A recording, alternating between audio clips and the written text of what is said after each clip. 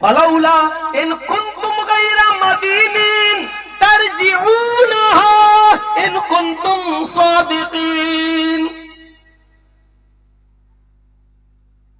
اگر تمہارے اوپر کوئی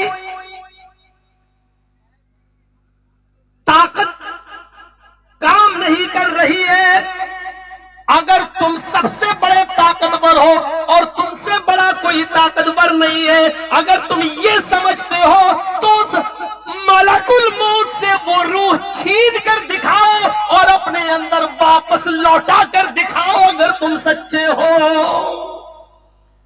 اٹل بہاری جی روح واپس نہیں کر پائے، انڈیا کے پاورفل آدمی تھے، اندرا گاندھی پرائم منسٹر تھی، باڈی گارڈوں نے چھلی چھلی کر دیا، اپنی روح کو اپنے اندر لوٹانے میں ناکام رہی، راجیو گاندھی ناکام رہے، جنرل ضیاء الحق ناکام، ایوب خان ناکام، بے نظیر بھٹو ناکام، صدام حسین ناکام، خمینی ناکام،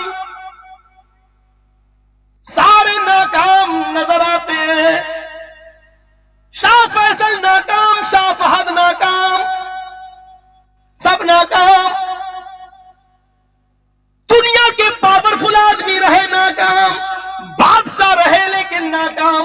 وہی اللہ نے کہا اگر تمہارے اوپر کسی بہت بڑی طاقت کا ہاتھ نہیں ہے، تم اپنے آپ ہی کو سب سے بڑا سمجھتے ہو، پاورفل سمجھتے ہو، ترجعونہا ان کنتم صادقین، تم ملک الموت تو روح نکال رہا ہے اور تم اپنی آنکھوں سے دیکھ رہے ہو، اس سے چھین کر دکھاؤ اور اپنے اندر واپس کر کے دکھاؤ۔ دیکھا کسی نے ملک الموت سے روح چھین کر اپنے اندر واپس لے لی، ہٹ ہٹ مجھ سے بڑا طاقتور کون ہے، بھگ، اور اس کو بھگایا ہو؟ نہیں، کتنی بڑی، کتنا بڑا تھپڑ مارا ہے اللہ رب العالمین۔ ان کنتم صادقین، اگر تم سچے ہو تو اس روح کو لوٹا کر دکھاؤ۔ نہیں، یہیں سے پتا چلتا ہے کہ کوئی ہے ہمارے اوپر اور اسی کو ہم کہتے ہیں اللہ، اسی کا نام ہے سپر پاور، وہی ہے کریٹر آف یونیورس اور وہی ہے ماسٹر آف یونیورس۔ میرے بھائیوں، اسی کو کہا جاتا ہے اور اسی کی چلتی ہے۔ یہ سب ہم اور آپ کو، سب کو اس دنیا سے جانا ہے، یہ سب سے بڑی حقیقت ہے، یہ سب سے بڑی سچائی ہے۔ آئیے ایک چیز کی طرف ہم آپ کو اور لے کے چلتے ہیں، ذرا دیکھیے مامون رشید، یہ عباسی ایک خلیفہ گزرا ہے، بنو عباس میں سب سے زیادہ پاورفل ایک خلیفہ گزرا ہے جس کا نام تھا مامون رشید۔ مامون رشید اپنے سیاسی برودیوں کے لیے، اپنے راجنیتک برودیوں کے لیے، اپنے پولیٹیکل مخالفین کے لیے بڑا سخت تھا۔ جیسے آج ہمارا مودی، اس کا جو برود کرتا ہے وہ اندر جاتا ہے، جو بی جے پی کے خلاف جاتا ہے اس کے اوپر کیس ہو جاتا ہے۔ تو جس طریقے سے یہ اپنا پولیٹیکل برودیوں کو برداشت نہیں کرتا، ایسی مامون رشید بھی اپنے پولیٹیکل، اپنے سیاسی مخالفین کو برداشت نہیں کرتا تھا، یہ سچ ہے۔ لیکن پبلک کے لیے بڑا اچھا تھا، عوام کے لیے بڑا نیک تھا، عوام کے ساتھ کبھی اس نے بے انصافی نہیں کی۔ مامون رشید آج اپنے دربار خلافت میں بیٹھا ہوا ہے، لوگوں کی شکایت سن رہا ہے۔ ایک بوڑھی عورت لاٹھی ٹیک کر آئی اور لاٹھی ٹیک کرا کر کہتی ہے، خلیفہ آئے مامون رشید، آپ کی رعایا کے ایک ظالم نے میرے اوپر ظلم کیا ہے، آپ کی ایک رعایا نے میرے اوپر ظلم کیا ہے، مجھے انصاف چاہیے۔ میرے پاس ایک زمین کا ٹکڑا تھا، چھوٹی سی زمین تھی، وہی میرے بڑھاپے میں سہارا تھی، اس کو بھی مجھ سے چھین لیا ہے، اس نے میرے اوپر ظلم کیا ہے۔ آپ میرا فیصلہ اس دنیا میں کریں گے یا کل قیامت کے دن؟ بس اتنا کہنا تھا، مجھے انصاف اس دنیا میں دیں گے یا آخرت میں؟ مامون رشید نے کہا، ماں تیرے اوپر ظلم کس نے کیا ہے؟ اس کا نام تو بتاؤ۔ بڑھیا کہتی ہے، جو اس وقت آپ کے بغل میں بیٹھا ہوا ہے، آپ کے بغل میں لگی ہوئی کرسی پر جو آپ کے سامنے بیٹھا ہوا ہے، آپ کے بغل میں۔ مامون رشید نے جب اپنے بغل کی طرف کرسی پر بیٹھے ہوئے انسان پر نظر دوڑائی تو وہ خود اس کی اولاد، اس کا بیٹا تھا۔ فرمایا کیا یہ؟ ہاں، آپ کا بیٹا جس نے مجھ سے میری زمین چھینی اور لاکھ منت ضمانت کرنے کے بعد بھی میری زمین نہیں لوٹائی، آج میں انصاف مانگنے آئی ہوں۔ اگر آج آپ انصاف نہیں کرتے تو کل قیامت کے دن آپ کو انصاف دینا ہوگا۔ مامون رشید نے اپنے وزیر سے کہا اس کا گریبان پکڑو اور اٹھا کر پبلک میں لے جاؤ، عام لوگ جہاں بیٹھے ہوئے وہاں لے کر جاؤ۔ وزیر نے اس کے مامون رشید کے بیٹے کو پکڑا اور وہاں کھڑا کر دیا۔ اب کہا آئے میرے بیٹے، تم بھی اپنی صفائی میں کچھ کہنا چاہتے ہو تو کہو، بڑھیا تو اپنی بات کہہ چکی ہے، کیا تمہیں بھی کچھ جواب دینا ہے؟ یہ اٹک اٹک کر بول رہا تھا، دھیرے دھیرے بول رہا تھا، لیکن سچ کی آواز تیز ہوتی ہے۔ بڑھیا چیخ چیخ کر بولتی رہی۔ سپاہیوں نے ڈانٹا کہ امی مامون رشید کے سامنے، خلیفہ کے سامنے تم اتنی تیز آواز میں کیوں بول رہی ہو؟ بادشاہ خلیفہ کے سامنے، اور تم بوڑھی ہو کر اتنے تیز بولتی ہو۔ مامون رشید نے کہا بولنے دو اسے، یہ اس کی سچائی کی آواز ہے جس کو دبایا نہیں جا سکتا ہے۔ بول بول ماں بول۔ وہ بولتی چلی گئی اور اس نے اپنی دلیلیں پیش کی، اور مامون رشید کے بیٹے نے فوراً اس بات کو قبول کر لیا کہ ہاں میں نے اس کی زمین کو ہتھیایا ہے، لیا ہے، یہ کیا کرے گی، آج نہیں تو کل مر جائے گی، اس کی زمین کا کیا ہوگا، اس لیے ہم نے لے لی ہے۔ اس بڑھیا کو اس کی زمین لوٹائی، اپنے بیٹے پر کوڑے برسوائے اور انصاف کروایا۔ جو شخص کبھی سیاسی مخالفین کو نہیں چھوڑتا تھا لیکن آج اپنے بیٹے کو سزا دے رہا ہے، یہ کیوں؟ کیونکہ مامون رشید کو معلوم تھا کہ اس بڑھیا نے جو بات کہی تھی وہ بڑی خطرناک بات تھی کہ میرا انصاف یہاں کرو گے یا کل قیامت کے دن کرو گے۔ اس جملے نے مامون رشید کو جھنجھوڑ کر رکھ دیا ہے، توڑ کے رکھ دیا ہے، اور کہا نہیں اسی دنیا میں تیرا انصاف ہوگا۔ ملک شاہ سلجوقی کی سواری ایک پل سے گزر رہی تھی، ملک شاہ سلجوقی کی سواری ایک پل سے گزر رہی تھی کہ بڑھیا لاٹھی ٹیک کر کھڑی ہو کر کہتی ہے آئے شاہ سلجوقی، آئے بادشاہ، میرا اور تیرا فیصلہ اس پل پر ہوگا یا کل قیامت کے دن پل صراط پر ہوگا، بتا یہاں انصاف کرے گا یا کل قیامت کے دن۔ بادشاہ سلجوقی اترتا ہے اپنے گھوڑے سے اور اس بڑھیا کے پاس آ کر کہتا ماں اس پل صراط پر کس کی ہمت ہے جو فیصلہ کر سکے، تیرا فیصلہ اسی پل صراط پر ہوگا، بتا کیا پرابلم ہے۔ کہا آپ کے سپاہیوں نے کھیت میں چرنے والی ایک گائے پکڑ کر لے کر اس کو ذبح کر دی ہے اور کھا گئے ہیں سب لوگ مل کر۔ وہ گائے اس غریب بڑھیا کی تھی، اسی کا دودھ ہمارا گھر کا خرچہ اور پانی ہمارے گھر کا سرمایہ تھا، مجھے انصاف اس پل پر چاہیے، اب بتاؤ اس پر کرو گیا اس پر۔ اس نے سارے سپاہیوں کو بلایا، پوچھا، اعتراف کر لیا، بتا دیا، اور یہ بڑھیا کی بات صحیح نکلی۔ اس بڑھیا کو اس سے بہتر اور اس سے زیادہ دودھ دینے والی گائے دے کر اور بہت سا انعام سے نواز کر اس بڑھیا کو واپس کیا، اور ان سپاہیوں کو ملک شاہ سلجوقی نے اس کو سزا دی۔ تو میرے پیارے ساتھیوں، ہمیں یہ احساس کرنا پڑے گا کہ جب کسی کے سامنے آخرت کا نام آئے تو اس کا کانپ جانا چاہیے اس کا دل، کیونکہ اس دنیا میں انصاف اگر یہاں نہیں کرو گے تو یقین مانیے وہاں ضرور تمہیں دینا پڑے گا۔ اگر ہمارا عقیدہ ہے قیامت کے دن کے بارے میں، یہ ہونا ہے، یہ ہونا ہے، کیونکہ ایسی دنیا ماننا پڑے گی جہاں پورا پورا انصاف ملے۔ آپ کو معلوم ہے ہٹلر نے کتنے لوگوں کو مارا ہے؟ لاکھوں یہودیوں کا قتل کیا ہے، اس کے بعد ہٹلر کو بھی مارا گیا، ہٹلر کو مارا گیا۔ جانتے ہو جس نے بھی ہٹلر کو مارا یہ ہٹلر کی سزا نہیں ہوئی ہے، کیونکہ اس نے کئی لاکھ یہودیوں کا قتل کیا تھا، اور ایک ہٹلر کو مار دینے سے لاکھوں یہودیوں کے قتل کی سزا پوری نہیں ہوئی۔ اگر کئی لاکھ مرتبہ ہٹلر کو زندہ کر کے کئی لاکھ مرتبہ مارا جائے تب بھی ان مقتولوں کی سزا اس کو پوری نہیں مل سکتی ہے۔ اس لیے ایک ایسی عدالت ماننا پڑے گی جہاں انسان کو اس کے جرموں کی پوری پوری سزا ملے، پوری پوری سزا ملے۔ دنیا میں اتنے بہت سے سیاسی گنڈے ہیں، ہے کہ نہیں ہے؟ ایسے بہت سے پولیٹیکل گنڈے ہیں جو گنڈے ہیں لیکن چونکہ چناؤ جیت جاتے ہیں اس لیے حکومت بھی ان کو ٹکٹ دیتی ہے. کتنے لوگوں کا مرڈر کیے ہوئے ہیں, کتنے لوگوں کا قتل کیے ہوئے ہیں. خون بہانا ان کے لیے گاجر مولی کی طرح کاٹنے کے برابر ہوتا ہے. کوئی 20 آدمیوں کا قاتل, کوئی 30 آدمیوں کا قاتل, کوئی 50 آدمیوں کا قاتل. ان کو آپ زیادہ سے زیادہ دنیاوی عدالت میں پیش کر کے کیا سزا دیں گے؟ صرف سزائے موت, پھانسی کی سزا. ایک بار سزا دینے کے بعد کیا ان کی سزا پوری ہو گئی؟ نہیں ہو پائے گی پوری, کیونکہ انہوں نے مرڈر کیے ہیں 50 اور پھانسی ان کو دی گئی ایک بار. ابھی 49 قتل کی سزا اور باقی ہے جو دنیا میں کوئی نہیں دے سکتا ہے. اس لیے ایک ایسی عدالت ماننا پڑے گی جہاں اس نے دنیا میں جتنے جرم کیے اس کی پوری سزا اس کو ملے. اور وہ کون سی عدالت ہے؟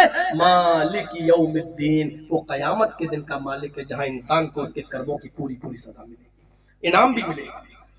ہم نے کسی کی جان, ایک بچہ سمندر میں ڈوب کے مر رہا تھا, ہم تیرنا جانتے تھے, کوئی نہیں تھا, گئے اور اس کو نکال لیا, بچا لیا, اس کی جان بچ گئی. میرے بھائیوں, اب وہ لا کر ہمیں انعام دیتا ہے 1 لاکھ 2 لاکھ 10 لاکھ روپے 20 لاکھ روپے. تو کیا اس نے جان بچانے کی قیمت دے دی؟ کیا کسی انسان کی جان کی قیمت 10 لاکھ ہے, 20 لاکھ ہے؟ چلو اس نے 50 لاکھ دے دیے, تو کیا 50 لاکھ میں اس کی جان کی قیمت ہو گئی؟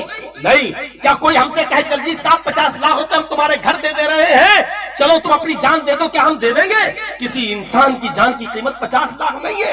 اس کا مطلب یہ ہے کہ ہم نے کسی کی زندگی بچائی ہے تو اس کا کوئی انعام دنیا میں دے ہی نہیں سکتا ہے, اس لیے اس کا انعام بھی ہمیں پورا کا پورا وہاں ملے گا. اسی لیے کہتے ہیں کہ وہ یوم الجزا بھی ہے اور یوم السزا بھی ہے. ہمیں ہمارے اچھے کرموں کا انعام پورا ادھر ملے گا, دنیا میں کوئی نہیں دے سکتا ہے. اور ہمیں اپنے جرموں کی سزا بھی پوری وہی ملے گی, کیونکہ یہاں کوئی نہیں دے سکتا ہے. ما قدمت لغد, ایسا عمل کرو جو کل قیامت کے دن کے لیے ہم نے کیا تیاری کی ہے, اس بات کا احساس ہمارے اور آپ کے اندر ہونا چاہیے. اور لاسٹ میں یہ آپ کے سامنے کہ وہ عمر ابن عبدالعزیز جن کی بیوی 4 دن سے بھوکی تھی اور پیٹ میں بچہ تھا, شوہر سے کہہ رہی 4 دن سے کھانا نہیں ملا ہے, اگر پیٹ میں بچہ زندہ رکھنا ہے تو کچھ کھلاؤ مجھے.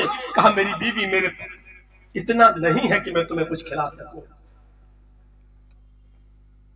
رات میں چپکے سے اپنی لونڈی کو, خادمہ کو بھیجا, بیت المال تھوڑا سا دودھ لے آؤ, جب میرا راشن آئے گا تو ہم واپس کر دیں گے.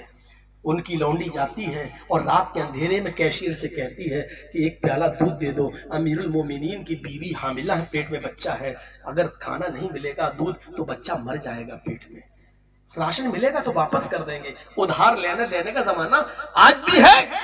کہا اچھا ٹھیک ہے دے دینا اگلے مہینے کا. ہاں دے دیا دودھ, ایک پیالہ دودھ لے کر جب لونڈی گھر میں گھسی, رات کے اندھیرے میں یہ وضو بنا رہے تھے تہجد کی نماز پڑھنے کے لیے, عمر ابن عبدالعزیز دیکھا دروازے سے کوئی آ رہا ہے, پوچھا کون؟ لونڈی پکڑی گئی, کہنے لگی جی میں ہوں. کہاں گئی تھی اتنی رات میں؟ کہا بس یہیں. شک ہوا, کیا چھپا رہی ہو؟ دیکھیں, چادر ہٹائی تو دیکھا پیالہ, کیا ہے اس میں؟ کہا دودھ ہے. کہاں سے لائی ہو؟ بیت المال سے. کس کے لیے؟ آپ کی بیوی کے لیے. کیوں؟ کہا 4 دن سے وہ بھوکی ہیں, پیٹ میں بچہ تبھی بڑھتا ہے جب ماں کچھ کھائے گی, جب ماں کو کچھ ملے گا نہیں تو بچہ پیٹ میں کیسے بڑھے گا. ڈر تھا کہیں وہ مر نہ جائے, اس بچے کو زندہ رکھنے کے لیے تھوڑا سا دودھ ادھار منگایا ہے. عمر ابن عبدالعزیز نے تہجد کی نماز پڑھنے کے بجائے, وضو بنانے کے بجائے, اپنی لونڈی سے وہ دودھ کا پیالہ لے کر اپنی بیوی کے پاس بیٹھ گئے اور فرمایا میری بیوی کیا تم جیتے جی مجھے جہنم میں دھکیلنا چاہتی ہو, جہنم میں جھونکنا چاہتی ہو؟